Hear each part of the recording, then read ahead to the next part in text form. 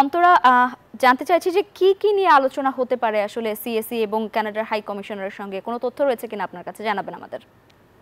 আমি এখন নির্বাচন কমিশনে, এবং আপনি জানেন যে কানাডার রাষ্ট্রদূত বাংলাদেশে নিযুক্ত অজিত সিং, তিনি আসলে নির্বাচন কমিশনারের সঙ্গে, প্রধান নির্বাচন কমিশনারের সঙ্গে সাক্ষাৎ করতে এসেছেন। আজ 11টায় তার সময় দেওয়া ছিল, তো তুমি একদম সেই সময়েই এসেছেন। তো এখন আসলে সেই বৈঠকটি চলছে। বৈঠক শেষ হলেই আসলে তারা জানাবেন হয়তো যে কি নিয়ে তারা আলাপ করবেন। তবে এর আগে আমরা যেটি দেখেছি, গত 18ই জুন অস্ট্রেলিয়ার পক্ষ থেকে বলা হয়েছে যে তারা $2 মিলিয়ন মার্কিন ডলার সহায়তা দেবেন, এবং জাপানের পক্ষ থেকে বলা হয়েছে তারা $4.8 মিলিয়ন মার্কিন ডলার তারা সহায়তা দেবেন আমাদের জাতীয় নির্বাচনকে কেন্দ্র করে। তো আজকে ওনারা বের হয়ে কি এই সহায়তার বিষয়ে কথা বলবেন নাকি অন্য কোনো বিষয়ে কথা বলবেন, সেটা আসলে বের হয়ে কথা বললে তখনই আসলে বোঝা যাবে।